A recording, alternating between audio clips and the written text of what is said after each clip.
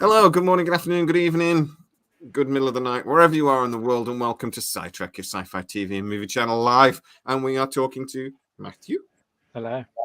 And Harris. Howdy, howdy, howdy. And Aaron. Hello. How are we all? Doing well. Not bad. Good. We do have a little bit of a topic today. We're going to be talking about little Stargate. I have some statements I'm going to make that I have intentionally written to cause an argument. So we'll see how that goes. But before we get into that, Harris, just because I've been out all day, which is why we're a little late today, Harris just dropped on us that actually the Directors Guild of America have an agreement to prevent them going on strike. We're going to have a little chat about that first, but this actually does go into something I was told by one of the people I speak to, actually, that in the next 7 days, they're expecting the Writers Guild of America to strike a deal as well, which might mean no more strike, which might mean all of our hopes for Stargate in the next few weeks might come to fruition. But anyway, San Diego Comic-Con, here we come. Oh, wow. I do have a little bit of Stargate news, but we'll do that in a minute. Let's talk about the Writers Guild, this Directors Guild thing first. Yeah. Shut up, Siri. I've just seen Siri going off, and she's thinking. Don't say anything. I'm live. You just started talking to her, and now you've prompted a response. No, she's thinking still. I'm sorry, I don't know that. Anyway, before we get stuck into it, shall I just quickly read through what the agreement is, just very briefly, and I'll try and summarize it. A nice big increase, 5% increase in wages, everything. There's a substantial increases in residuals, which that's the big thing that the writers have been getting annoyed about. A huge increase in the 76% in foreign residuals. A big agreement on the artificial intelligence that basically says artificial intelligence is not a person. That really doesn't need, surely, to be written down. You don't want to piss the AI off already. Come on now. Yeah, we're taking away their rights already. That's probably to prevent creative lawyering, because somewhere out there is an imaginative, kind of like Riker had to defend Data back in the day. Someone out there wants to defend the Someone's AI. going to at some point. Riker prosecuted him. Never mind. But Exactly. You know what I mean. It's not a person. AA cannot replace the duties, performance of members. Now, that's a little bit different. I was just talking to you guys before. So the Writers Guild of America are kind of annoyed about residuals, that their work gets pumped into these AIs. And the Stargate example is perfect on Companion, that basically they fed in a load of scripts from Stargate over the years, fed it into an AI, and then the AI spat out a new script based on that. And the writers are basically saying, well, don't I deserve some of the residuals on that then? Because that's kind of my work that's been used to do that. So that's a little bit different with the Writers Guild, but it's still a good decision. It goes on a bit. Feature directors, episodic directors. But the main thing is the Directors Guild of America making this deal really does take the carpet from under the Writers Guild in lots of ways. But guys, what do you think? Whoever. Somebody jump in. Go. Shut up, Matt. Harris and Aaron are going to be the best ones to talk about this, I think. All right. Yeah. Proceed, sir. Oh, okay. All right. Well, honestly, I think it's a good thing. I want to join some of these things someday, so I don't want to poo-poo anything too bad. But I agree with the writers for striking and doing all these things, but I don't necessarily think it was the right time per se. It was just a bad timing at the end of the day, and I don't think in that timeline it made sense for the DGA to continue a strike, and I don't think the PGA would strike either. SAG's always willing to strike, so that's going to happen one way or another, most likely. But with this news, it might not, which could be interesting. It definitely throws a wrench in that long-term strike that we've all kind of just been like, okay, are we going to have to deal with summer? Are we going to have to deal with past summer? Are we going to have to go to the end of the year waiting on this? No, like you just said, maybe it could be the next week. And this decision is probably that thing that kind of the focal point of why that decision might be made that quickly instead of way down the line, I guess. Which is good, I think. Hopefully, it allows the industry to keep moving. And obviously, we know people were striking for a reason now. Let's get the deals going, and then let's get the industry back moving. It's nobody wants to not get paid for the next 3 months, 5 months, 6 months, 8 months. Yeah, come on, Aaron, do you think this gives us at very least a blueprint for then what the studios can take to the WGA? Oh yeah, for sure. The question, at least from the Writers Guild perspective, is it somewhat close to what they wanted, or did the directors just, hose them in some way, shape, or form by? It's always the first one to the table and the first one away from the table who sets the bar. Works the same way in sports negotiations too. Every year, someone at some position gets a record deal, and then the next year, the next badass at that position is going to want that minimum or much more. So, they, from the consumer side of things, hell yeah, this is great news. It means, things are going to be able to start moving on the stuff we've been hearing about and like looking forward to for a hot minute now. Stargate, good Marvel, that kind of thing. So yeah, for the strike ending more quickly, that's beautiful for us on this side. For the writers, I can't imagine right now. I can only imagine the emails and texts that are flying back and forth between these two guilds right now, because there's no way the writers are not pissed beyond recognition at this point. They have to be absolutely livid, because I'm pretty sure they were counting on like a full measure of solidarity to help them get what they wanted, and well, that's gone now. I mean, SAG could still stand with them, because SAG can shut Hollywood down just like that. No actors, you have nothing. So. But I don't mean to interject or anything. I like the analogy a lot, by the way. I like if the DGA, like you just said, is not standing in solidarity, SAG may or may not. So that could definitely put a hamper on things in the States. But if the DGA isn't standing in solidarity, why would Canada stand in solidarity with everybody here? Why would the UK or the Europeans stand in solidarity if we as Americans aren't standing in solidarity with each other in this? And it makes sense. It's different people, different jobs, different. There's a lot of differences that go into it. So it does make sense to not be in solidarity. Obviously, you kind of want people to be on the same mindset and track. But well, I mean, it's the age-old problem with unions. Other than like in the '80s, what the UAW did was pricing themselves out of existence. It's how much power does solidarity have into where the pocketbook starts getting hurt. As soon as that battle starts, that's when things start getting really hairy. So the one thing is, is this too late a deal now? Because this has been announced sort of in the last 24 hours to actually affect the Actors Guild that they basically vote to strike or not tonight. If the actors stand with the Writers Guild, and then remember, actually, if the actors strike or not really is kind of irrelevant, because everything's pretty much been shut down anyway in Hollywood. So, well, things coming up can still be effective. SDCC can still be affected.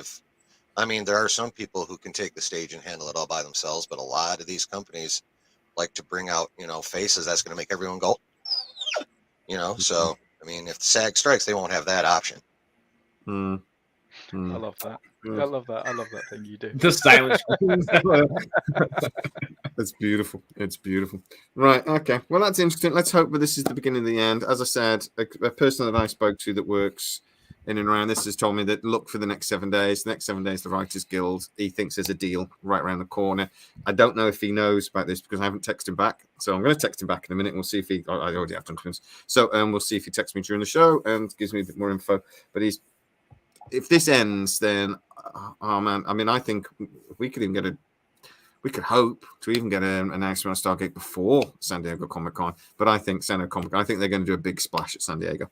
So, right. Let's excited. I'm excited. I do have to point out, someone in the comments, Popcorn Power, said, I can't wait until Bad Robot starts producing new Stargate episodes. I grimaced when I read that comment. I about yacked on my microphone. Are you joking? If you watch this video back, halfway through when Aaron and Harris are speaking, I'll just go. I was looking at you. I feel like that's pessimistic sarcasm, and I'm pretty sure about that because I live there too. Yeah, so it's my second language. Well, how about Bob right underneath that? I love that comment. Right underneath Popcorn Power, just because I love that movie. I think about now, second half team Guild joined with North Korea. Yeah. That was freaking. And Popcorn was joking. So thank you. We don't have to block him now. Thank you, Popcorn. Oh. No, Also- I felt the sarcasm running I'm through looking it. at the comment going, who is this guy? How is he here? Why haven't we kicked him? Where are the moderators, damn it? You're one of them. Hell, I am a moderator. Actually, I'm not even watching it. One second. Let me bump the viewing numbers up. Quickest sidebar ever, real quick. Last night when I was on air in the stream I've been with y'all like a year, like over a year streaming like this. Wow. oh yeah, I just figured out last night that the comments can be seen in StreamYard, and I don't have to have YouTube opened up on like a side window so I can type up at the same time. Just figured that out. No, Took a little bit. I How have guided just you figured to that out? that. You've been commenting. Thank you. Yeah, Thank you. I guided you to that. You didn't figure out. Oh, I didn't figure out a damn thing. No, 1,000%. I was my not guided. I was turned around and shoved into like, okay, this is where you got to go. Surprise. We've got a little bit of ish Stargating news. We'll do that really quickly, and then we'll get on to this week's topic. But here we go.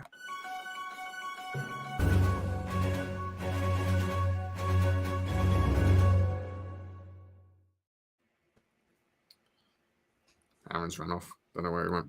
But anyway, right. So in the last week, I did a video last week talking about how MGM look like they're starting to get together of sort of a creative, I called it like a management team, but that's because basically I didn't really know how to describe it. But a team at MGM that would be start working toward the creative side. We're very aware of one friend of the channel that's had a meeting this week. That turned out to be not really so much to do with this what we thought it might be. But I'm aware of two other people that have, and I've managed to be able to speak to one of them that did have a meeting with MGM this week. The way they described it to me, they sort of said, it was like I was at a job interview, but I don't know what the job is.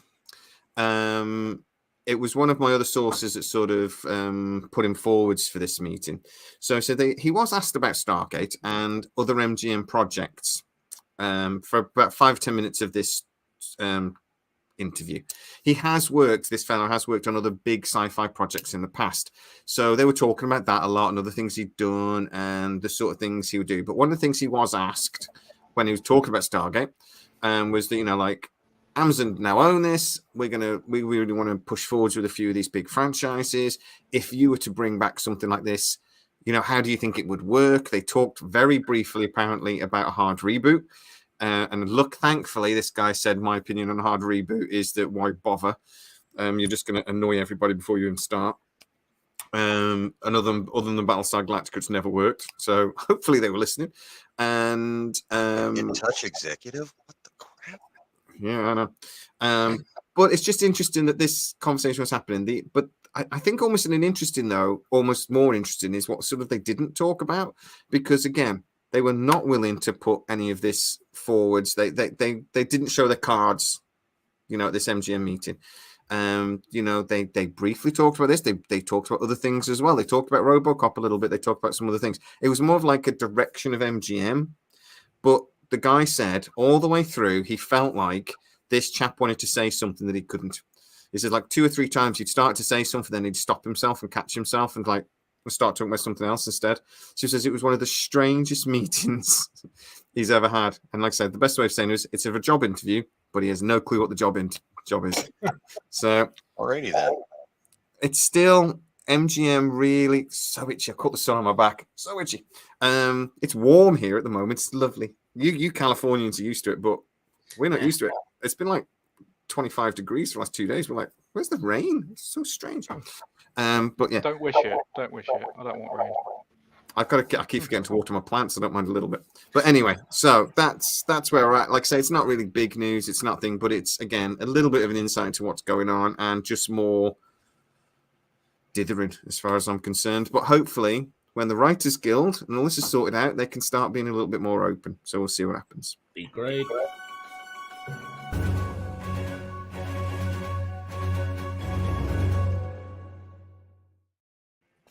Right, so I know you started to say something there, but I just said that'd be great.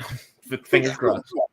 Fingers crossed. Right, so we're sort of comparing Stargate Universe, Stargate Atlantis, and Stargate SG1 a little bit today. So I've thought of some discussion points, some little comments. Guys, get into the comments as well and play along. These are not representing any of my opinions. All right. I have specifically sort of talked about this to hopefully get you guys talking and maybe even angry. So Gonna rile us up. I'm going to rile you up. First of all, I forgot the name of it. Oh, is Futurama really the best sci-fi show ever made? Well, 1,000%. No, it wasn't. No, it wasn't. No, it wasn't. Sure. Oh, There's a reason it gets brought back over and over and over. There's also a reason it gets cancelled over it. But mate, that's never. We're never living that. Yeah, the reason it keeps getting brought back is because legalization is expanding. Yeah. A second. Popcorn's on fire tonight. Boom. We all know Sidetrack's a huge fan of Alex Kurtzman. I actually don't care. Popcorn is on point with the sarcasm today. I got to well done. I get blamed sometimes for sharing news that I'm told, and I get that like it's my opinion. I don't give a crap about Alex Kurtzman. I don't like what he did with the first 2 seasons of Discovery when he was actually in control. But I really like Picard season 3, even though I've got a video coming out tomorrow pretty much saying that I don't like it. Anyway, but as a Star Trek, been a bit hit and miss, but I don't personally hate Alex Kurtzman. Just that, unfortunately, there's a load of people that work at Paramount that do, but that's not my fault. But anyway, right. So, first statement: Stargate Atlantis was a carbon copy of Stargate SG1. Discuss. No. Matt, no, that wasn't. It wasn't. I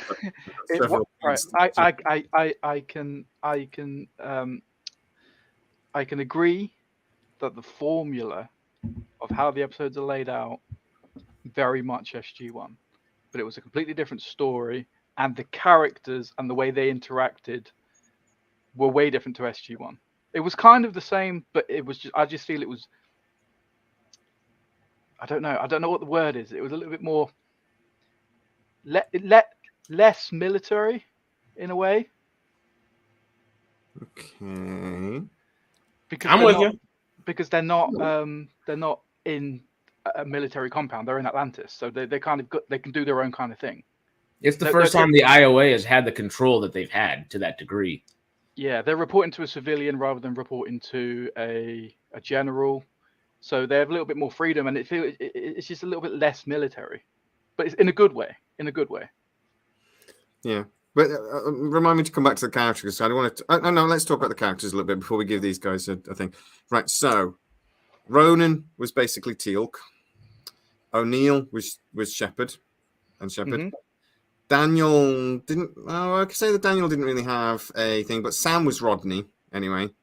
Taylor would have been the Daniel counterpart. Because she knew the locals and she knew the thing. So yeah, Weir was sort of. I would argue that there was an on-off will they won't they between Shepard and Weir.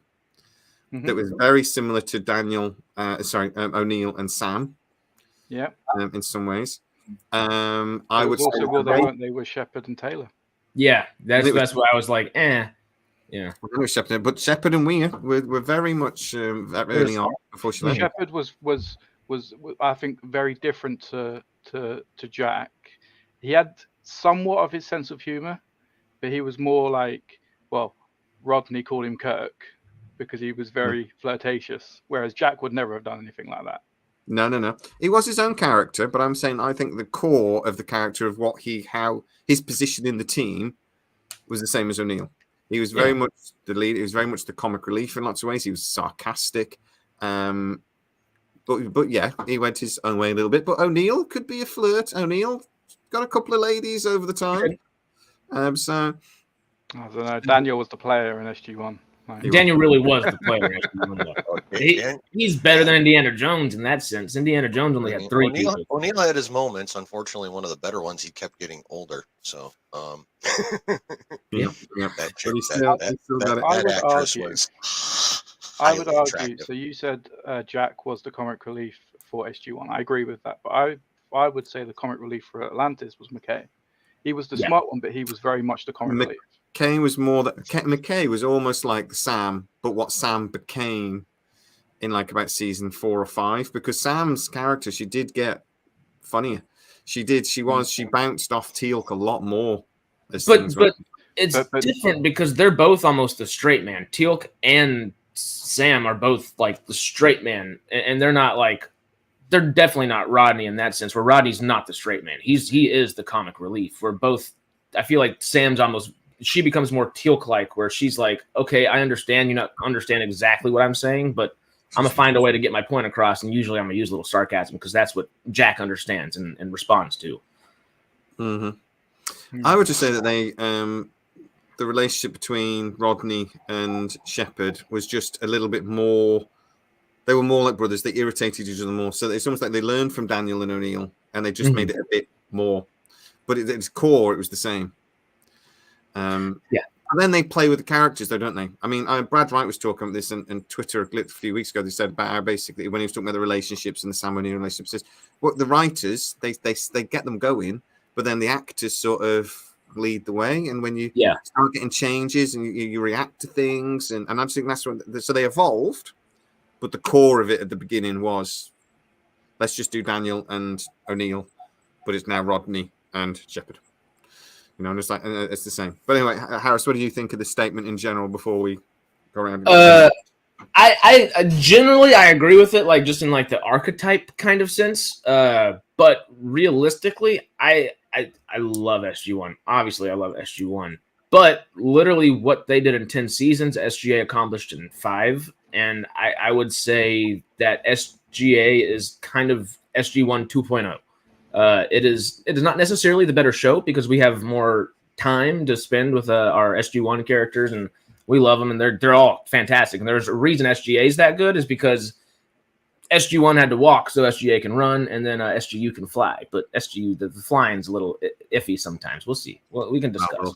A little later.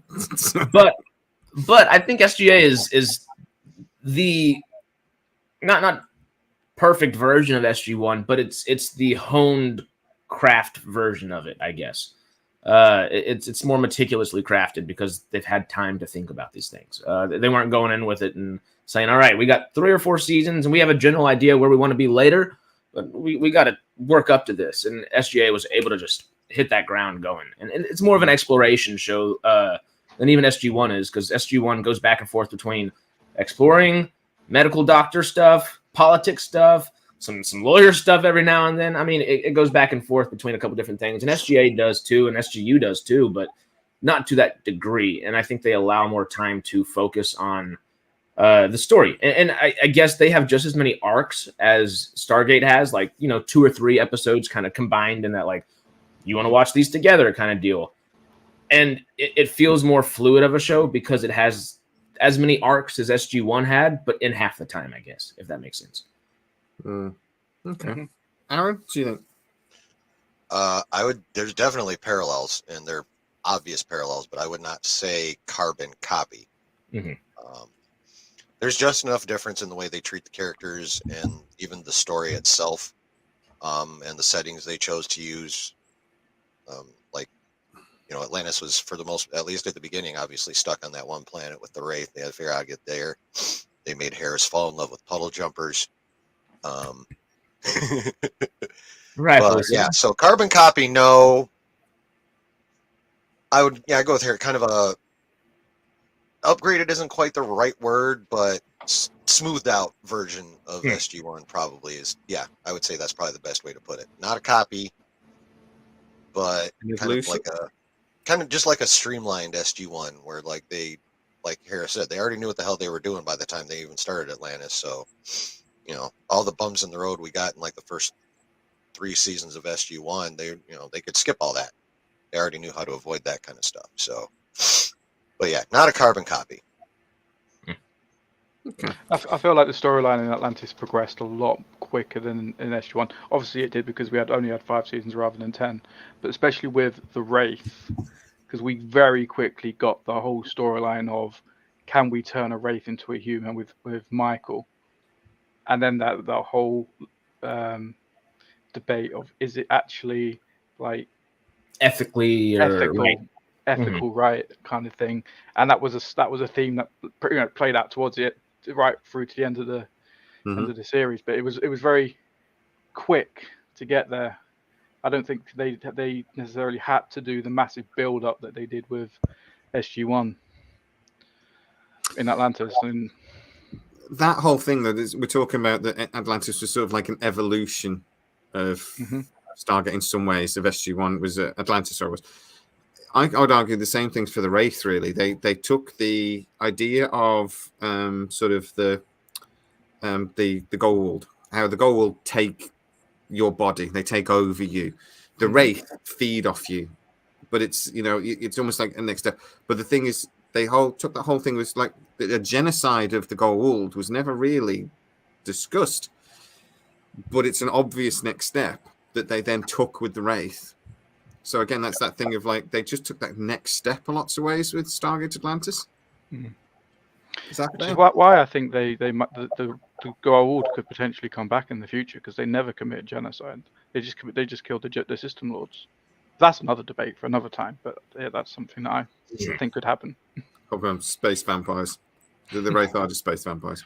See, I prefer the Wraith over the Goa'uld, honestly. I just think they make, they're more that villain of the week, campy villain at times, but I mean, they're tough bastards, honestly, and there's a lot of them, and there's a lot of things that they do, and they just the strictly numbers, and I like that the Goa'uld have like the Jaffa, that okay, we can't really do that much without the Jaffa, but the Wraith are legitimately a terrifying presence on their own. Where the Goa'uld are terrifying on their own, but you take out those system lords and they're like in disarray, whether they were genocided or not.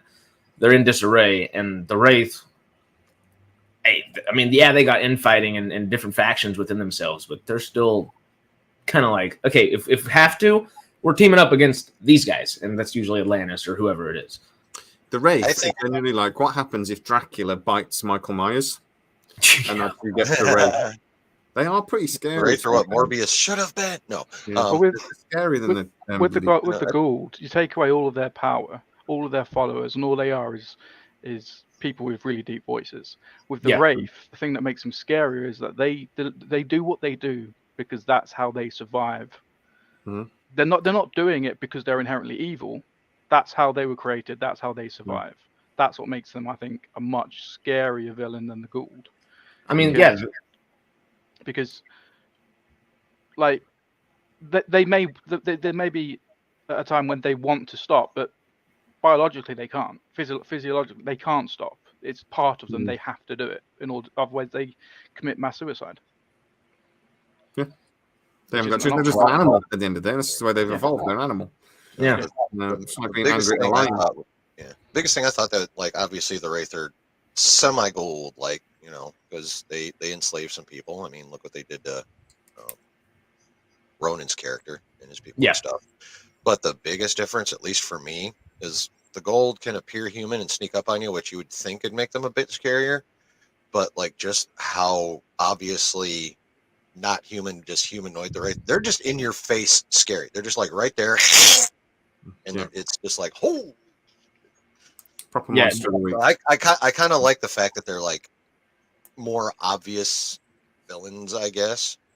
And I just like the way they were set up, like in hives instead of like, and they were there, like Harris said, they're their own army.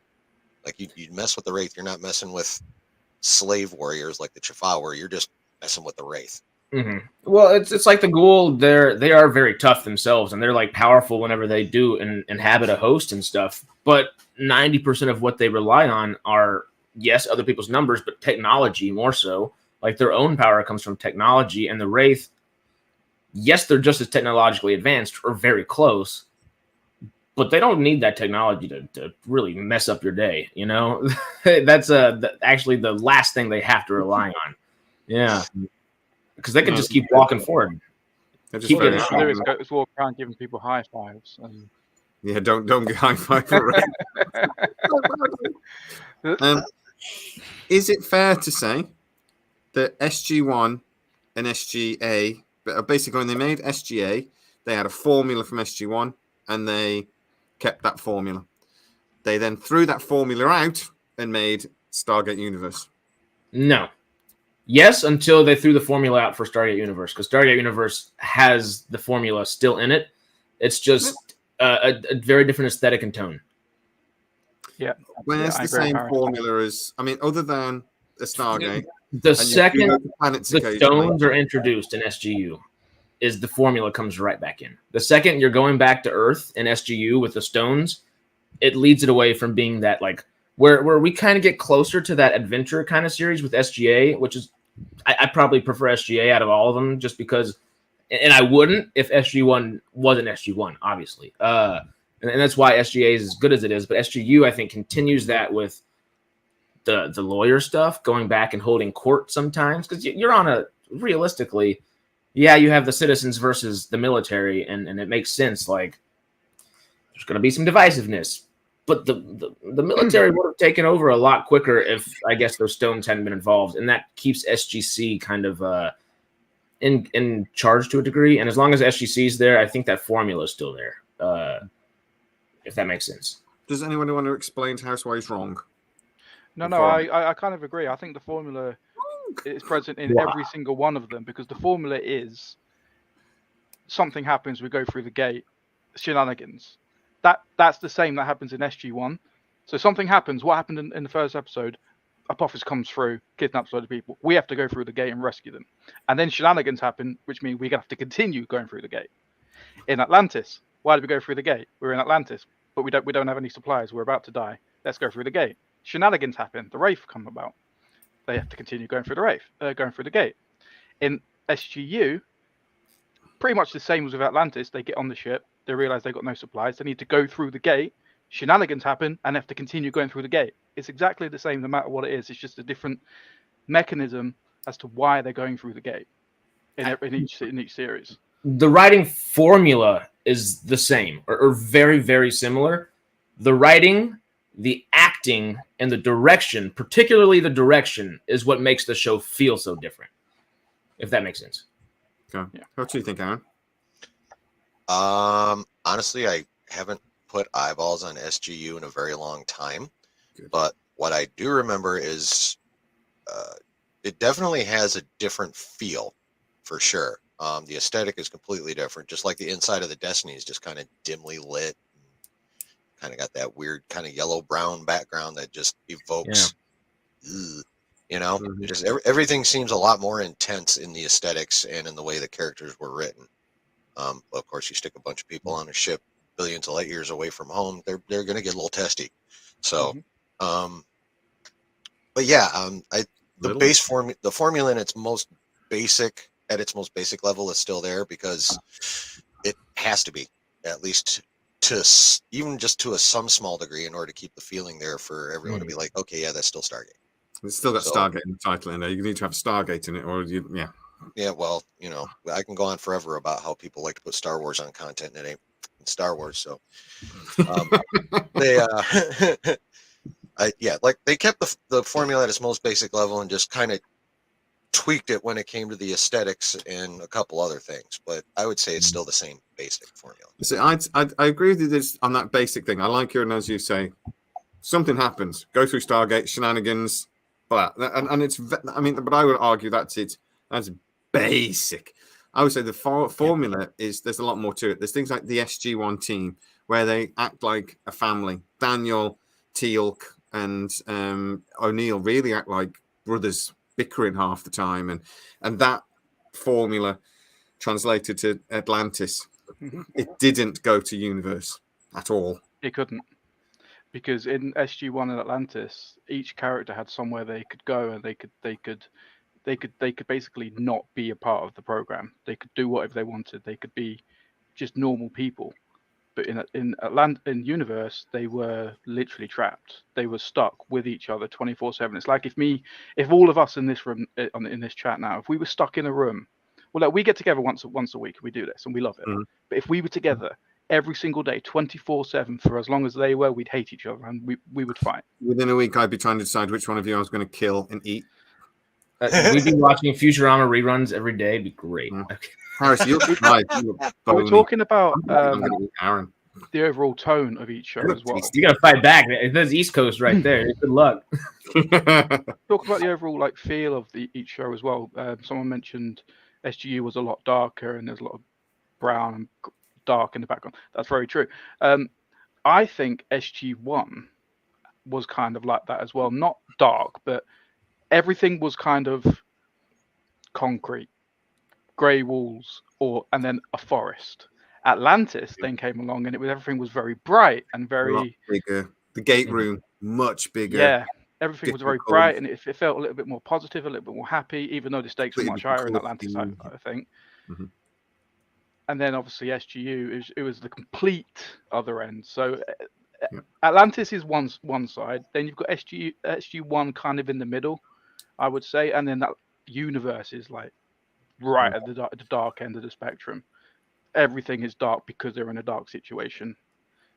Tensions are high because they're in a dark situation. I kind of feel like Hollywood likes to do that a lot with anything that lasts a while. You know, it's like if they want to build a franchise off something, they'll be like, okay, this is popular. Let's see what happens if we tweak it in this direction. Poof, SGA. Okay, this shit's popular too. Yeah, all right, let's go the opposite way with it now and see how people react. SGU. Did you ever watch I feel like they do that a lot. Like, when again, they did back to my Star Wars nerdiness, that was basically how they did the original trilogy, except for they did the dark first instead of the brighter stuff first. But A New Hope was at a certain level. Empire went way darker, and then Return of the Jedi got, more positive even than A New Hope did by the time it was all said and done. So Hollywood likes to screw around like that with franchises. It's just the way they roll. I saw a creator talking years ago, and he was talking about CSI, and he said CSI Vegas was obviously very popular. It had a certain neon color base, and they said the color tone of it was very specific. But they said that when they did CSI Miami, because it's really sunny and everything, so it says everything like had an orange tint to it, and it says that's very much done on purpose. So everything was lit and done a certain way, and it had orange and sunny and warm. But then they did CSI New York, and everything had a blue tint to it. So that's done very specifically to try to add that layer of to absorb you in a little bit more stuff that you wouldn't necessarily even be aware of, but to it's a subconscious kind of thing. Yeah, just it's that separation, is it? You can't do the same thing, right? So the next statement then is, and I'm talking about Stargate Universe was Stargate Universe was just Stargate, Battlestar Galactica style. Ronald D. Moore's Battlestar Galactica specifically. I can't comment because I've literally only watched one episode of it. I haven't seen Battlestar Galactica. Sorry. Have you seen the miniseries of Battlestar that they released? Must. No, I'm just watching season 1, episode 1, and then just no. You go back and watch the miniseries first. Honestly, it's some of the best sci-fi ever made. Okay. Ever made. It's phenomenal. So I'll put it on hold and I'll go watch that. Okay. And you've got to watch it anyway. That's how the invasion and everything happens. So you've got to watch that. The miniseries, honestly, 2 hours. The Cylons. In the first episode that you saw, do you see the big, tall, blonde chick kill a baby? You'd notice she killed a baby, mate. I don't know. I fell asleep. I was watching it and then I fell asleep, so I only watched half of it. But it's in the first 10 minutes or so. She's there going, no. I watched about half. And then you hear the baby crying, wah, wah, and then you just go, and the baby stops crying. That didn't happen. Watch the miniseries first. It's phenomenal. Honestly, best I think. But there's definitely a style of Battlestar Galactica. I think it's fair to say. Stargate SGU copied it quite like a lot. Have you guys seen Battlestar? Do you know what I'm talking about? I haven't seen it. I've seen clips of the it. Aesthetics. Right? I agree. I've seen clips of it, so I've seen the aesthetics, and I kind of agree that it did kind of a lot want to go that way with the shaky cameras and all that kind of shit. Like, but why is that an issue? Like, imitation is like the sincerest form of flattery. It was something that was popular at the time. Like, why not give it a go? I mean, just look at any Tarantino movie. Not a single shot in any of them is an original shot. And they're all excellent because he pays homage to the great filmmakers and bad filmmakers that he chooses good things from those pieces. And he obviously likes to watch bad movies just as much as good movies. And I feel like that's similar there. Yeah. See, I always... people have this argument that it looked and felt like Battlestar Galactica. That sci-fi copies from each other all the time. Like we never have an issue when they bring in time travel. We never have an issue when they bring in like replicators because they've been done to death in everything from sci-fi science fiction. Like actual like storylines, which are copies from other sci-fis, is a much bigger deal, I think, than just the look of a show. Yet no one has an issue with that. And the stories still feel Stargate. Obviously, I haven't seen Battlestar, so I don't know if the stories are all that there. But like, just the pictures I have in mind of like Katie Sackhoff and Edward James Olmos, just from Battlestar, like those aesthetics kind of fit SGU. But I don't know. I haven't seen Silent Running either. I'd agree with that. Yeah. If you watch the Silent Running movie and then watch Stargate Universe, but that's not a surprise to anyone. Sci-fi movie you've not seen. Weird. What? But I think that's actually quite a fair comment because the Silent Run is basically a movie. This guy's basically trapped on the starship on his own, and he's only got a robot to talk to, and he just slips slowly into madness, which is always fun. But actually, yeah, the tone, the realism, I think is where I'm doing a video this week about my top 5 most realistic sci-fi movies, and Silent Runnings might be top. Possibly, but yeah, Aaron, what do you think, man? Have you seen Battlestar first? No, I haven't. The closest I've come to watching Battlestar is seeing a picture of Katie Sackhoff at Starbucks and going, cool. Jay, you're the odd one out here. How does it feel to be me? I'm on Sci-Fi Channel talking about one of the most popular sci-fi shows in the last 20 years, and I'm the odd one out. Yeah, this time. Yeah, sorry. I'm sorry. I'm an idiot. Shut up, Jay. But now I got. Oh, how the turntables! Oh, I can't even block him out because he can just come back. Exactly. I can still kick him out. But I'm definitely going to have to look up the. I'm muted. What'd you say, miniseries now? Because that's it literally tells me when you do that. Okay, so just the brotherly comment about SGU real quick. I actually don't feel like I feel like SGU is still brotherly, like with Eli and Matt and maybe even like Ronald or whatever. But obviously Ronald's not as much. But like Matt was saying, if you're stuck on a ship like that for 24/7, we get to see some of the episodes where they're not as friendly with each other. But if they weren't stuck on the ship, if they had time to go off, I feel like they would have the exact same brotherly moments that SGA and SG1 had. I just obviously you're not gonna be 100% happy with each other 24/7 on a ship. Where everybody else I'd argue that free time. Every action taken on SGU would have been taken by anyone from SG1 and SGA.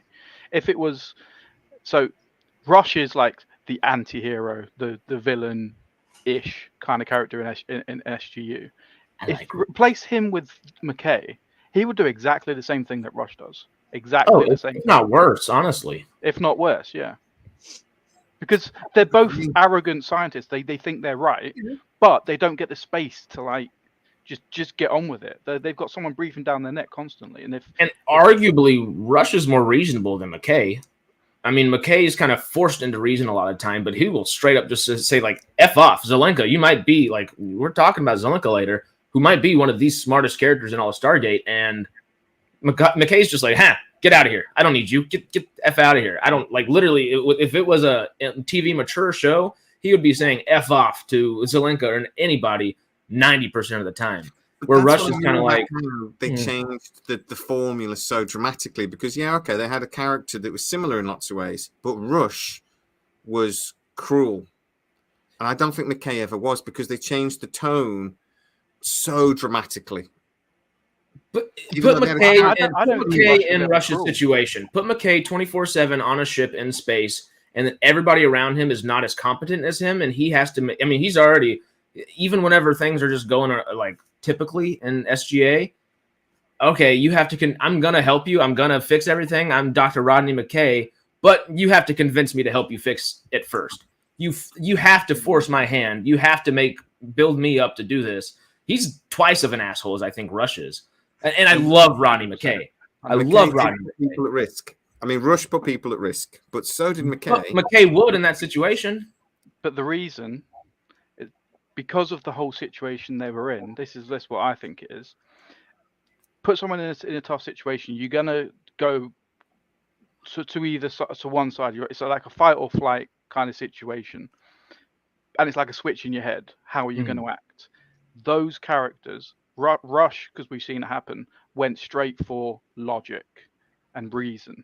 Everything had to be calculated in his head. That's how he made his decisions, and I think that's how McKay would have probably done it as well. That's why he come across as callous. That's why he come across as not caring. It wasn't anything to do with that. He was just using logic and reason to come to the conclusions that he did. And it came across as like he was an asshole, but really he's not. He's just using his intelligence or trying the best he can. He did grow as a character as things went on.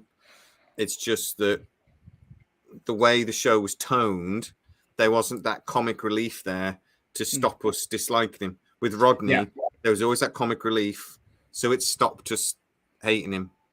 You know, when he's when he's wearing his shield and things like that, that made us like him. With Rush, that they didn't bother with that part of the formula, so we didn't like Rush.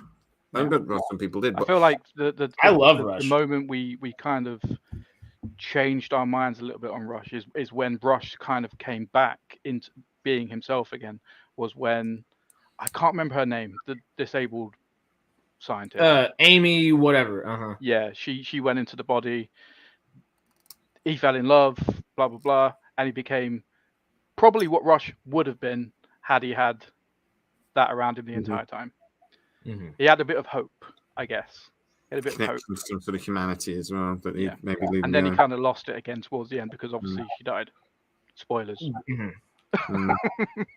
Don't worry, I just watched that episode. But I mean, like, I don't know. Rush, I feel like it was humanized both with that and by Colonel Young beating the hell out of him. It was like, okay, because realistically, I've not liked Young at all. There are moments where I'm like, okay, I understand this, but like, I screw that military thought process. Like, Rush is the only person on that ship that can like even begin to literally they make it a point where after he like, okay, I've broken the master code, this is this and this, like, and Volker and Brody and all these other smart people, Dr. Parker, all in the room with them, he's still having to go, even with Eli, he's having to go, all right, let's fix this, and just goes around him and kind of da-da-da-da. And you see they're kind of like disgruntled faces, but they know this guy's leaps and bounds smarter than us, and he's got to lower himself to our level. There's no way for us to rise to his, and that would jade you a little bit. Like, as much as I think Rodney would be the more vicious out of the two if he was put in that scenario, I don't think Samantha Carter would be all that different either. She would definitely show more compassion just because who she is and the things she's been through, but realistically, she's going to apply logic more so than everything. And if she was there, she'd be military and logic and science. She'd be the dictator of the ship. Amanda Perry, that's her name. Amanda Perry. I think we saw times with Sam, though, where she would sacrifice herself before she sacrificed others.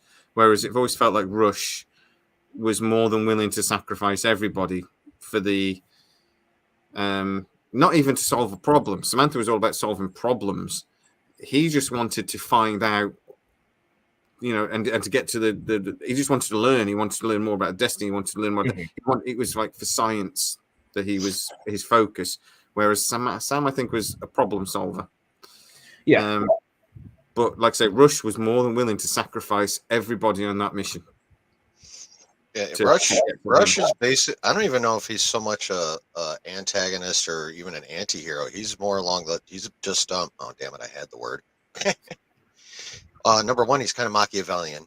You know, it's just it doesn't matter to him what he has to do to get to a certain point. He's just going to do it, and you know, heaven help you if you're in his way.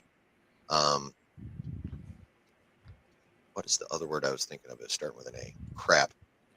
If I suddenly just yell it out, I'm, you know, just think, oh, he was still talking about Rush right there, but I can't remember what the hell the other word was. Anal. Amoral. He's very amoral. He's not necessarily evil. he's not necessarily an antagonist or a villain. He's just amoral and very Machiavellian. Yeah, I would agree. That's it. Yeah, that makes sense. Cool. Right, we're pushing on an hour, and we're only halfway through. So we got a couple of easy ones. We've done 2. Yeah. We got a couple of easy ones though. Tialc would kick Ronan's ass. Definitely. He's older. He's just way older. He's got more experience. Like, of course he will. Oh, but Ronon literally had to survive years of running away from the Wraith. I think Ronon wins just from attrition. I think Tialc is the better fighter, but I think Ronon would win strictly from attrition. I don't know. I think it takes a certain inner power as well as outer power to, serve a god that literally you absolutely hate. But that was also just the status quo for like literally millennia at that point. It wasn't like out of the ordinary. I mean, the bigger thing for Tialc was literally doing the opposite of that. Like that was the harder thing for him to ever do, was just because he had a great position. He was like, okay, I can provide for my family. I can do this. I'm literally the second up to a god. Like I can do what I feel like. And the harder decision was him having to literally say, I'm throwing all that for the chance of throwing that all away for a chance at freedom, and freedom for my people. Where Ronan's like, I have to survive. I have literally space vampires that are like Darth Vader space vampires coming after me. I don't know what to do. I just shoot and run. And I think purely through attrition, maybe. It'd be a great fight though. Deadly Warrior, that shit. Let's do it. I mean, they did kind of do it, didn't they, in Atlantis? And we never really got a proper conclusion. I do think Tialc would probably win, though. I do think Tialc overall would win. All right, let's really nerd it. Are we talking Prime Tialc versus Prime Ronan, or like as they were? I think in the even show 150-year-old timeline-wise? Tialc could beat Ronan. Huh? 150-year-old Tialc, like where he is now, he could still beat Ronan. The white streak. Yeah. Put it this way: the way I see this. Honestly, I think it comes down to like weaponry and terrain. I think it literally they're probably. Give I think Tialc they're 2 P90s. He's just like. As warriors. I think they're basically on equal footing in terms of knowledge and like raw athleticism and strength and ability, because they're both of them are stronger than a normal human is. Like they're so they have that in common. They're both highly weapons proficient. Both. Very martial arts type proficient, hand-to-hand combat quite proficient. They're basic, yeah. I think honestly, it just comes down to who messed up first.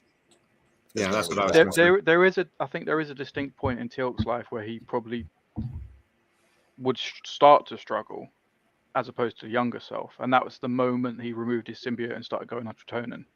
When he has his symbiote, I reckon he's probably stronger. Yeah, but Ronon pretty much does the same thing. It just gives his immune system back. But I don't think it gives him the strength. As far as I know. He sort of battled with that a little bit, didn't he, in certain episodes that he said that he was not quite the warrior he was before. Yeah. Still skilled, just doesn't have that raw power that he had. Yeah. So I still think he would win.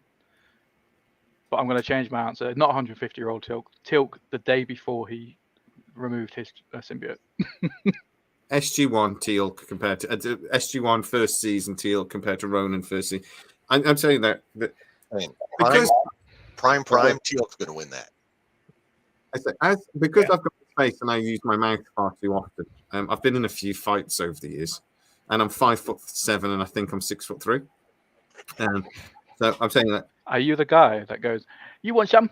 You want some? You got no fans. You want some?" What are you talking about? I think that this fight would come down to one moment of luck either way, because neither of these two would give up, and they would fight until one of them was dead. That would be simply Ronan, because of the way his whole life was about just battling, and Tialc the same. It would come down to one moment, and it would go either way, and it would come down to luck. I mean, what was that one? The one scene as like I guess Weir walks in and breaks up them actually fighting on Atlantis. Was they've been going at this for what 4 hours or 8 hours, whatever it was. It's like and either one was gonna stop anytime soon. It's going to be double, triple that time till one just let up. Yeah. Hey, I like Judah Khan's idea there. Close quarter combat, Tialc would win. In a hunting situation with both parties armed, Ronon would win. But that's a different scenarios. I'm thinking just a straight boom. And yeah, it was Carter that split. Yeah, I wouldn't even guarantee Tialc in close quarters. Just because of the SGA scene. Mm-hmm. They fought, they kicked each other's ass. Next statement. Zelenka was the smartest character in all of Stargate. No, but close. No. You actually look at his storyline, the amount of times Rodney started the process and Zelenka came in and actually solved it. I think he's very intelligent. I do think him and McKay are probably on par in a lot of ways, but McKay is just that slightly bit above him. I wish I'd watched SGU more recently because I feel like Rush might actually be the smartest one out of all of them. Just from the way you guys have been talking. Well, if you're going to argue that, you have to actually say that Eli was smarter because what they basically argued is a lot in SGU that Eli was smarter. Like I said, I wish I'd watched SGU a lot more recently than I have. So I'm just kind of going off our conversation for the last 56 minutes. Well, last episode of Stargate Atlantis, who saved the day? Oh, that's true. It was Zelenka. It was Zelenka. So, okay, I would argue that Zelenka may very well be the smartest character, or literally on par with Sam, Rush, Rodney, Eli. But where he lacks is his creativity. All the others literally know how to like put bad situations and turn them good. Where Zelenka's more like by the books, and he's just like he gets overwhelmed quickly and has to be told what to do sometimes. And besides that, he's a freaking genius. I love it. I sprinkle these little things, and I think Rodney's more creative than Zelenka, even though Zelenka. And then if Zelenka had a little bit more creativity, he probably could be smarter. I agree with Harris there. Yeah, Rodney's not afraid to just be like, well, this could work, so let's try it, and then he just makes it work. The bit where the puddle jumper got stuck in the gate. Remember that episode? And Rodney was trying to do all this, and it was Zelenka that came through and did all the procedural stuff, even like step by step by step by step. And Zelenka saved the day, but it was by the book, like you said. It was math, maths, however you want to put it. So he's not. This one of those things, isn't it? That how do you do that anyway? How do you argue that Rodney's not smarter than Sam? Sam created got the Stargate working. It's like, or it's a difficult thing you can't argue. The question was, is Zelenka the smartest character in Stargate? The answer to that is no, because you've got characters like Janice and Merlin who are way smarter. Even Paul, really. Even Paul, yeah. Or okay, the smartest human in Stargate. Well, you could argue that the ancients are humans because we are the second evolution of the ancients. So Janice. I think Joe's right though in the comment section. Old math boy's gonna get it at the end of the day, because we literally put everybody, like we put Zelenka. If we're saying, oh, he's the smartest character, who do we put him on par with? Rush and Rodney and maybe Sam. But then again, who's smarter than them? More creative, smart. Eli, yeah. Problem solving. Eli is definitely. I think definitely has the potential to be the smartest, but he doesn't quite understand everything to be the smartest yet. Well, it comes down to once he learns it and he's like proficient, he will literally be the most intelligent person within Stargate, I reckon. Yeah. Well, it comes down to how do you want to define smart in this case? Is it just pure intelligence?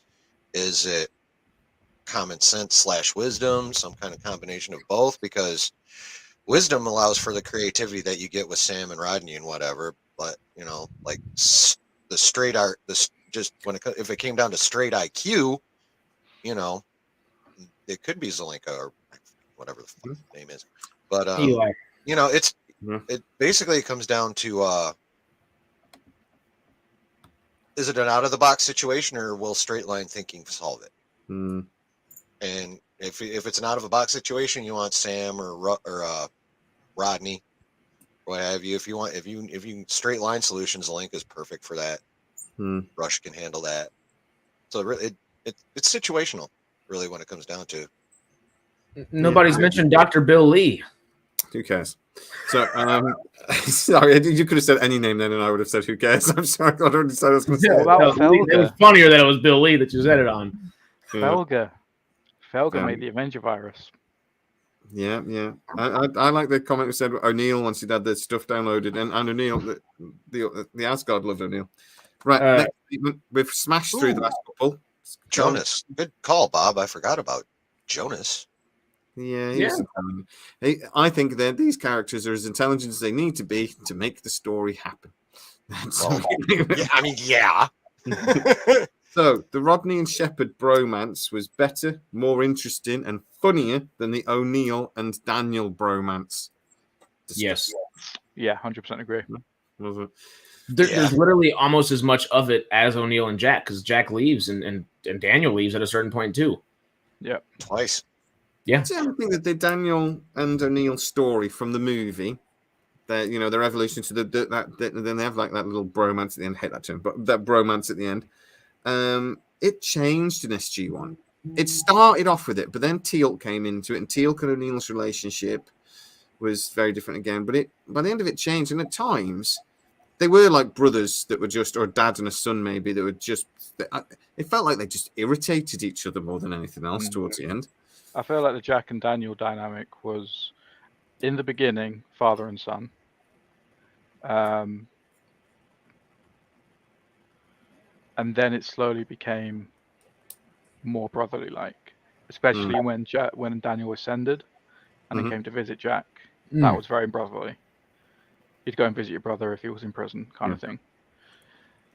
It was lovely in later ones when Daniel died again, and Jack was sort of like, "Well, he's not dead; he'll be here in a minute." So I think it's refused to believe he was dead. I love that.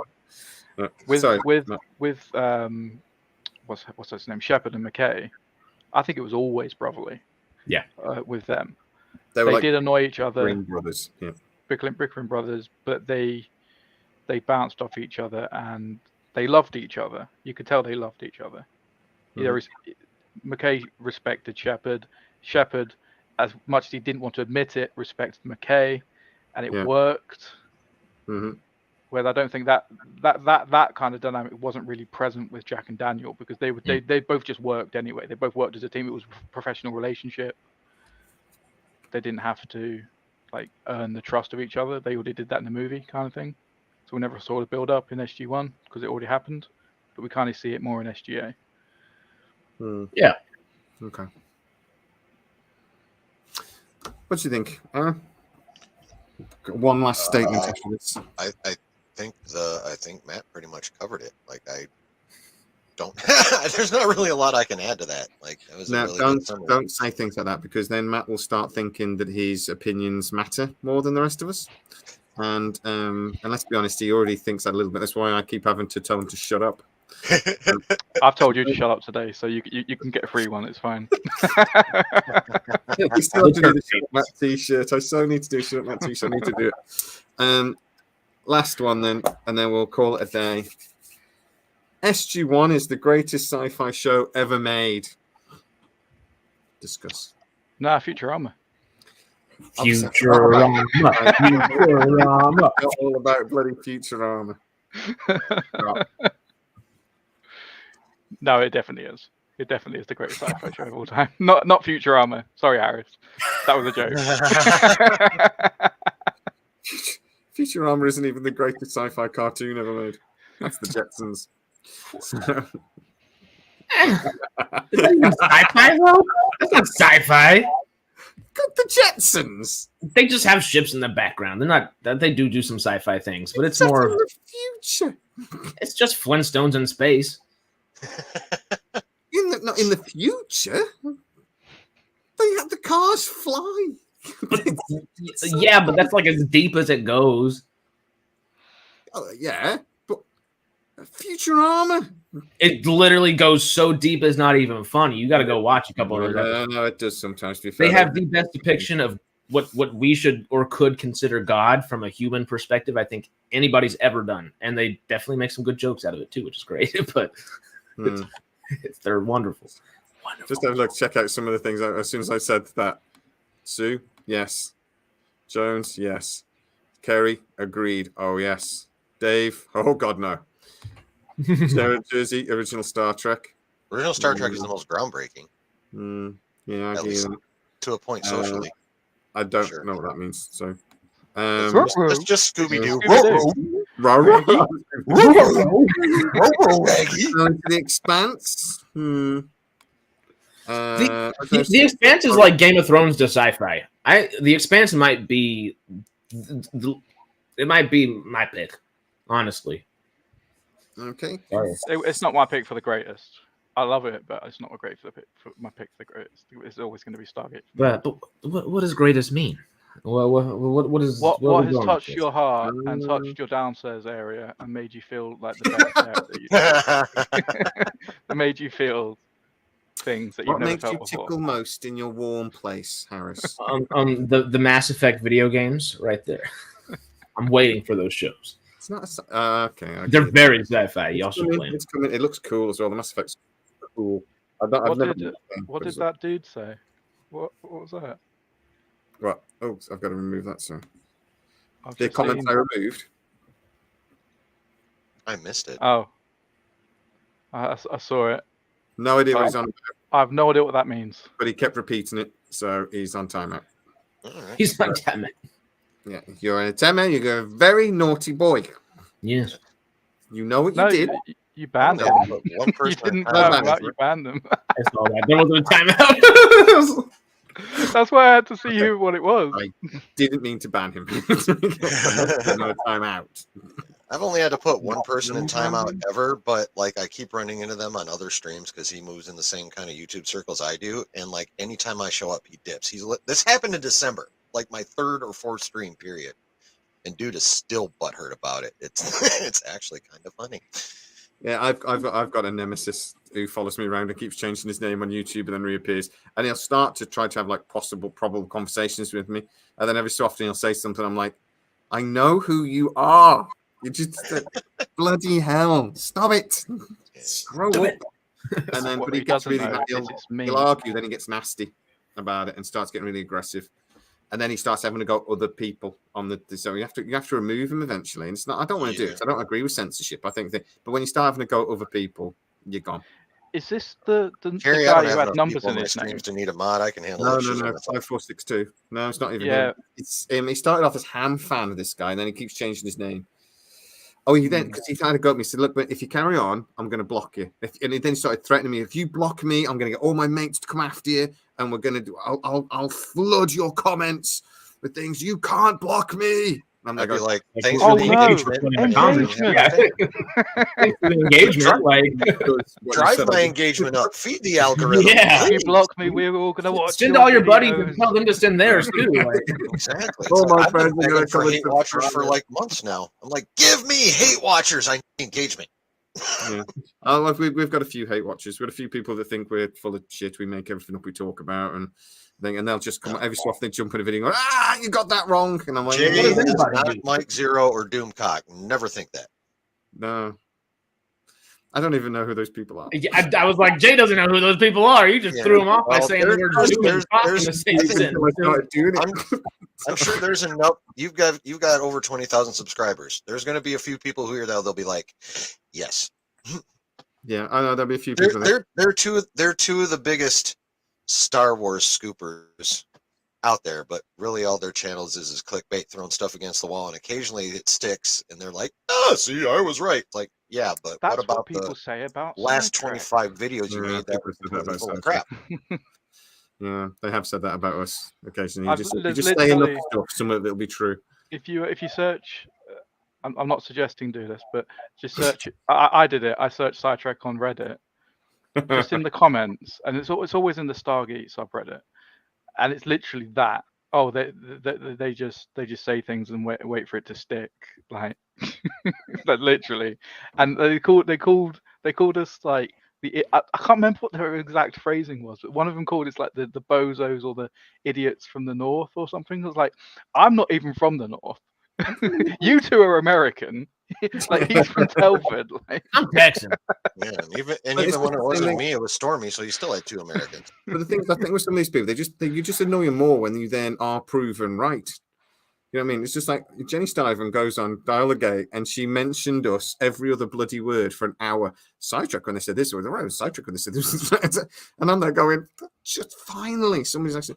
But I think when you get it right, they annoys them even more.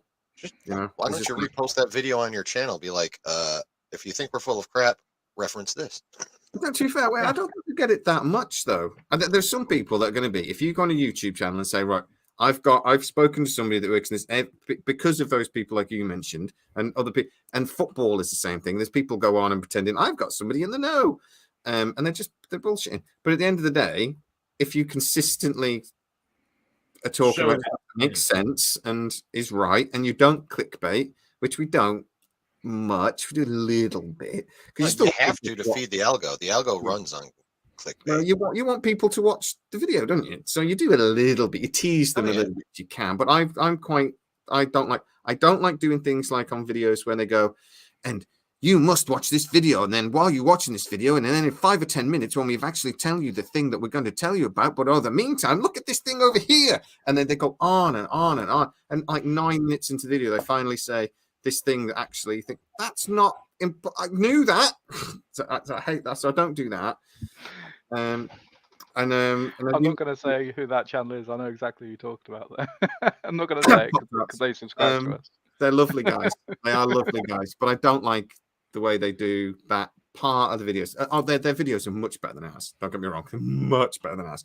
But that bit of it annoys me, and they're not the only ones to do it. Loads of people do it. I love their voiceovers. Yeah, they are really good. The guy has just got a voice for voiceovers. Yeah. He has got a really cool voice, actually. Fair. He's a nice guy as well. They are really nice guys. What was the question? Oh, yeah. Is Stargate for me? Back to the question. I'm going to be the professional and draw this back here this time. Aaron but got so far, like, I have not seen all the sci-fi. So for me, of the sci-fi I have seen, it's my personal greatest sci-fi show until I watch something different, and maybe that one hits me harder. I don't know. But at this point in my existence, yes, Stargate's the best sci-fi I personally have ever seen. And I think that's fair. And at the end of the day, it's my sci-fi. That's the thing. It's my show. It's the one. If this was football, Stargate is my Man United. I respect other teams, but Stargate SG1 will always be that. Stargate's way better than Man United. Oh, there it is. I was waiting for that.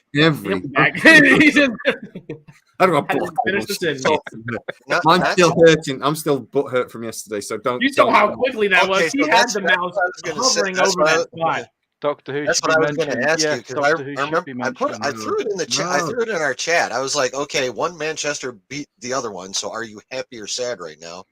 And I'm going to assume, since you didn't respond, it was the sad because City won, and you're I think I did respond, didn't I? Didn't I respond saying I'm very sad? So, yeah, I was getting a bit drunk by that point because of sad. And yes, Man U lost, Sue.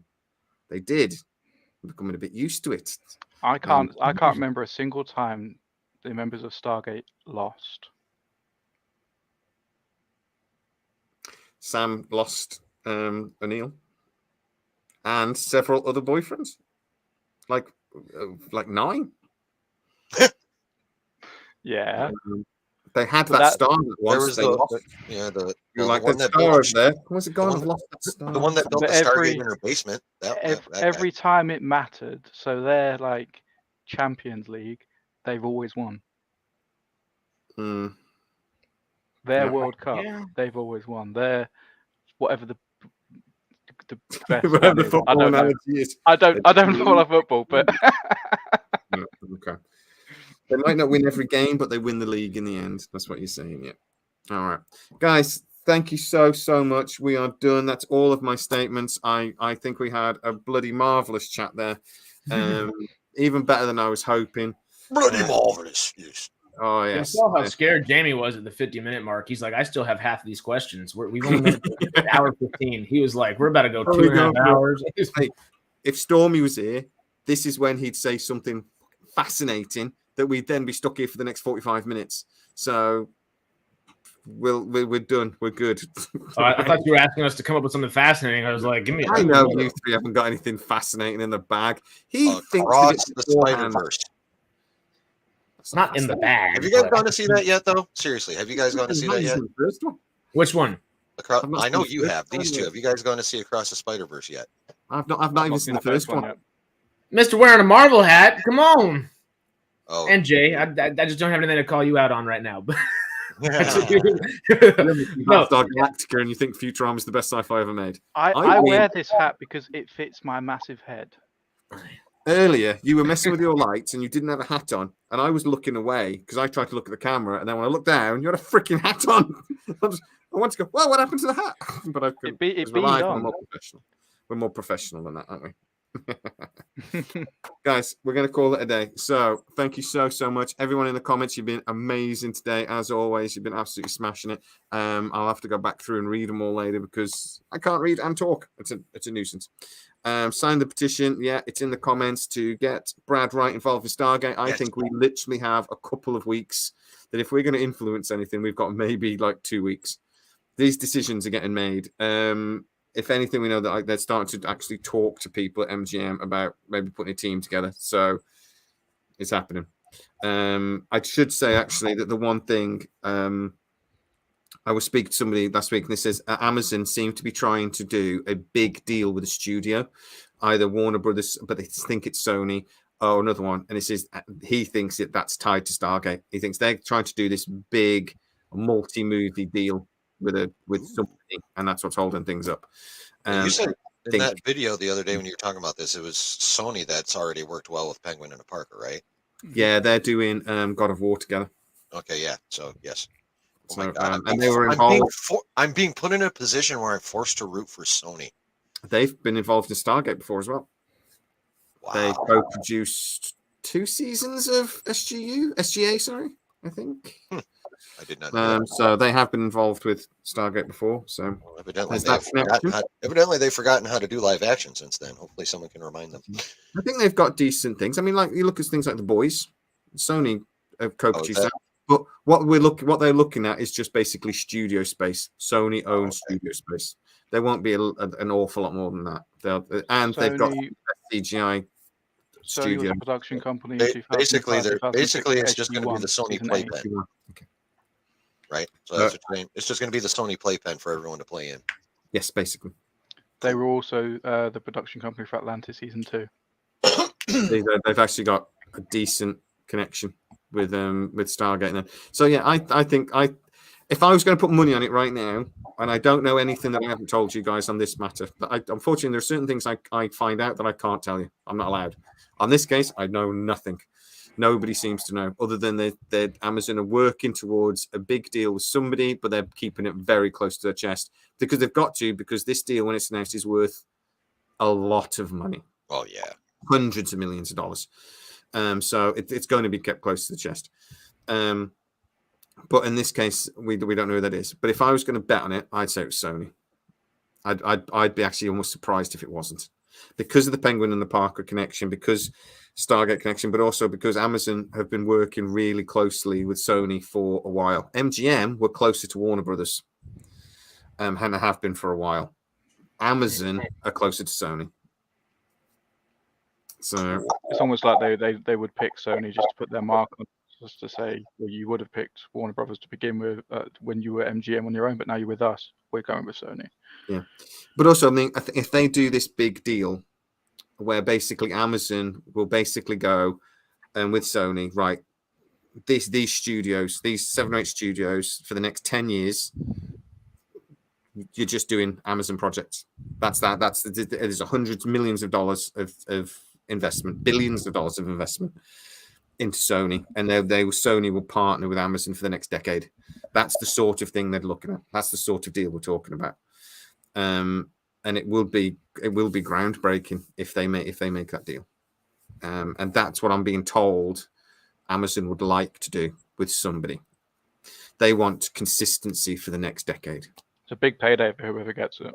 With somebody though, does that mean it has to be Sony? Because they're also teaming up with Microsoft for like the Fallout TV series right now, and if that goes well, but Microsoft don't have studios. Again, that's money, and Microsoft own the IP, don't they? So they've got to deal with them.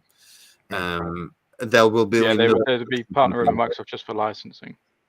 Okay, yeah, that makes sense. Okay, but it's money. Apple have basically done this deal with Warner Brothers already. Apple have got a really strong connection with Warner Brothers, and they've got multiple deals over the next 10 years. Apple have very much put their stock in Warner Brothers. That's their deal. Amazon are looking for a similar thing, but it's going to be a much bigger deal, because Amazon are looking at cinematic movies, TV series, everything. And, so let's see what happens. I think if this is going to happen, it's going to happen in the next 6 weeks, 2 months. It's got to. Because everything's got to be announced, things like RoboCop and stuff like this. It's not just Stargate we're talking about. MGM have got to start making movies. Amazon have got to start taking advantage of MGM now. They've got to. They've got everything lined up the way they want to. They've now got to start taking advantage of it, because that's $8 billion they spent. However many hundreds of millions of dollars they've spent setting it right since. They've got to start doing something with it now, and they've done nothing yet. So it's going to happen. If they don't do it soon, we're not going to get to see Legally Blonde 3. I mean, yeah, I was about to say Legally Blonde 3 is probably the thing that they've like put out there the most, at least. I panicked for a second. That's the one on the biggest burner right now. Is Reese Witherspoon. I don't know how we don't talk about that every day. I mean, I've been moaned at for doing so many Stargate videos that I actually look. We just become a Legally Blonde channel. So if we talk more Legally Blonde 3 and kind of get it pushed to fruition quicker, that means we can get back to talking Stargate faster, right? And get it out, right? Yeah. Yeah, maybe. Let's push it through. And then we'll start the campaign, Harris for Legally Blonde 3. You can be the love interest. I'll take it. I'm in. You don't have to ask me twice. I'll play the 20 years younger love interest any day. Give me a workout regimen and some good food. I'm ready. I'll get in shape. Come on. That does. Right, guys. Thank you so much. We will see you next week, live as usual at the same normal time. We won't be 2 hours late next week. 2 hours earlier. 2 hours earlier than this week. So back to our normal time. But thank you so much, guys. Say bye-bye, everybody. Bye-bye. See ya. Wait a second, because I'm not ready. Wait a second. Okay, I'm ready. Bye.